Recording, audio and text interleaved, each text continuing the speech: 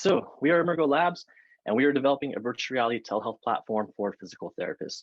Our goal is to facilitate remote rehabilitation by connecting patients and therapists in a 3D virtual environment. In this environment, they can move around each other and see each other, and we can give them the metrics that they need for proper evaluation. This is actually a UCSC spinout from our academic research.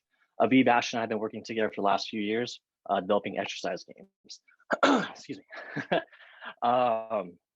So we got into this because we've all gone through physical therapy ourselves from different injuries. Aviv tore his elbow ligament during a judo fight. I broke my hand during a motorcycle wreck. Ash injured his shoulder while surfing. So this is something that we've experienced and something we wanted to help out with. We're actually really excited to be able to take what we're working on in the lab and bring it to our own community in Santa Cruz.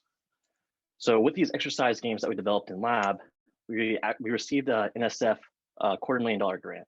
This is a small business innovation research grant, and this is really a one-year runway to do customer discovery. What we're trying to do is talk to as many end users as we can to understand what their greatest needs are, and then build out the prototype. You know, we don't want to build it first and then hope they like it. We're really trying to talk to our end users first, figure out what their biggest shark bite problem is, and then continue our work from there. So over the past year, we've done 3 rounds of interviews with physical therapists, occupational therapists, policy workers, insurance workers, to really understand what the shark bite problem is. We feel very confident we know what our customer segment is and what the values and features are that that customer segment needs. And what we've heard repeatedly from all our interviews is that telehealth is just not working. You can imagine, me and your physical therapist on a 2D screen like we are right now, it'd be pretty difficult for them to see how you're moving, if you're squatting, how you walk.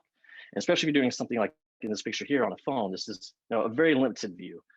This quote here from one of our self-practicing interviewees summarizes what we have heard very often, and that is there just aren't really good telehealth solutions for PT.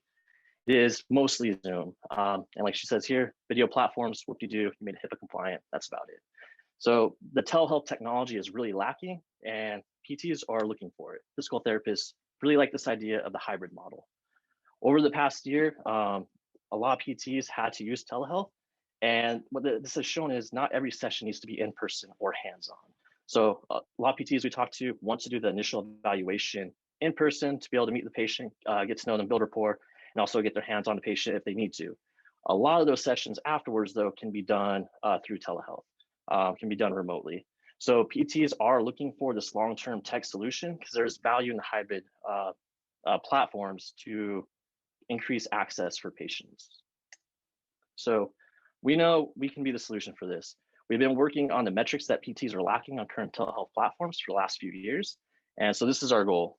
We want to be able to give a headset to a patient at their home and give another headset to the therapist at the clinic. They can meet in a 3D virtual world. They can walk around each other. They can see each other's full body movements.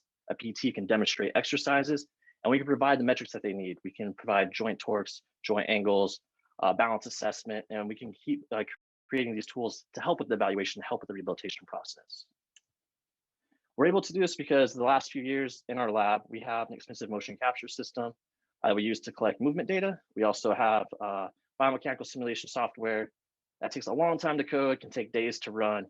And then we generated machine learning algorithms. Excuse me. So this isn't feasible for a physical therapist or a patient at home, but what we can do is use these algorithms with the headsets that the patient will be wearing, use that data, feed it to our algorithms, and give the same metrics to the therapist. We were working with UCSC right now to patent this. We're looking forward to continuing working with UCSC. And over the next few months, we'll be developing our prototype. Now we've really honed in on our customer segment, the PTs, and what they need and the features that they need for this platform. We know what to build, and it's very in line with what we've already worked on at UCSC. So we have a deadline of February to create this demo. We will be demoing at the largest physical therapy conference in the US. There should be about 15 to 20,000 attendees. And we want to have a good demo for them to get some good feedback, to understand if we're meeting their needs or if there's other features that they want. Additionally, in September next year, we'll be applying for phase 2 of the NSF grant. If we get this is $1 million, plus they'll match up to another $500,000 of outside funding. So one of our goals is to get another $500,000 as an investment to help speed up this prototyping. And if there's any physical therapists in the crowd, we'd love to connect and have some early adopters and early users. Thank you.